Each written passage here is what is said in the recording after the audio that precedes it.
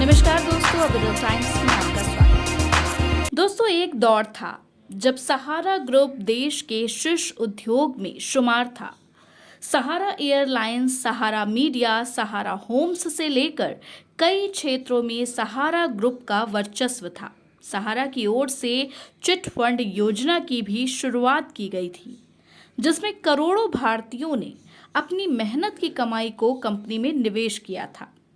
इस योजना में निवेश करने वालों में समाज सबसे गरीब वर्ग ने हिस्सा लिया, जिन्होंने हर रोज अपनी कमाई से 10 रुपए से लेकर 100 रुपए तक की छोटी पूंजी को नियमित निवेश किया, ताकि उन्हें बेहतर रिटर्न मिल सके और भविष्य सुरक्षित रह सके। लेकिन इससे इतर जब सहारा ग्रुप ने इन निवेशकों का पैसा लौटाने से इनकार कर दिया, तो सहारा की मुश्किलें बढ़ने लगीं और सुप्रीम कोर्ट ने सहारा के खिलाफ शिकंजा कसना शुरू कर दिया। निवेशकों के 24,000 करोड़ रुपए को लौटाने का सुप्रीम कोर्ट ने निर्देश दिया।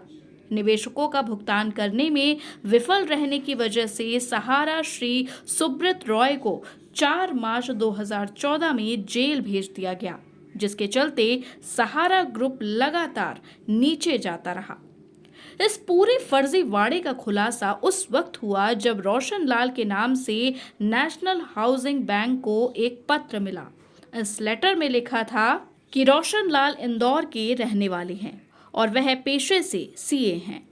उन्होंने एनएचबीसी से सहारा रियल एस्टेट कॉरपोरेशन और सहारा हाउसिंग इन्वेस्टमेंट कॉरपोरेशन की ओर से बॉन्ड जारी करने का अनुरोध किया था।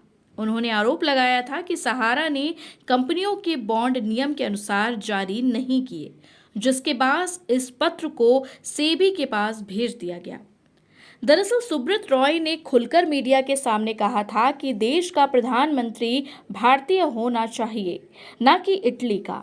उन्होंने कहा था कि मेरे इस बयान की वजह से ही कंपनी के खिलाफ देश की शीर्ष एजेंसियों ने शिकंजा कसना शुरू कर दिया। जिस एनबीएफसी को यूपीए की सरकार ने सराहा था, उसी पर सवाल खड़े होने लगे। 2008 में आरबीआई ने सहारा इंडिया फाइनेंशियल कॉर्प लिमिटेड के खिलाफ कार्रवाई करते हुए इसमें लोगों के पैसे जमा करने पर रोक लगा दी और सहारा से लोगों का पैसा वापस लौटाने को कहा। रिपोर्ट की माने तो यूपीए की तत्कालीन सरकार की मदद से ही सहारा की चिट फंड स्कीम ने अपने पैर पसारने शुरू किए थे। खुद सुब्रत रॉय ने कहा था कि जिस वक्त इस स्कीम को शुरू किया गया, उस वक्त और जिस वक्त इसके खिलाफ कार्रवाई शुरू हुई, उस वक्त भी एक देश के वित्त मंत्री एक ही व्यक्ति थी। ऐसे में आखिर कैसे एक मंत्री होने के बावजूद सोच में बदलाव हो गया? रिपोर्ट की माने तो सहारा और यूपीए के बीच गहरी पैठ के चलते चिट फंड का व्यापार फलता फूलता रहा, लेकिन इसमें देश का गरीब वर्ग पिसने लगा और उसके मेहनत की कमाई पर संकट गहराने लगा। लेकिन केंद्र में सत्ता परिवर्तन के साथ ही निवेशकों की उम्मीदें जगने लगी। मोदी सरकार की ओर से ऐलान किया गया कि सहारा के चिट फंड में जिन लोगों ने निवेश किया, उनकी पाई पाई वापस की जाएगी।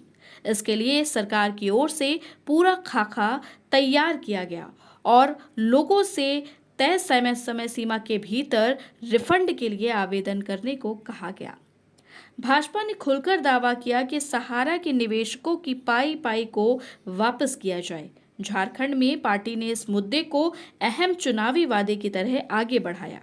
ऐसे में माना जा रहा है कि झारखंड के चुनाव में भाजपा को इसका बड़ा फायदा हो सकता है और यह भाजपा के लिए गेम चेंजर साबित हो सकता है।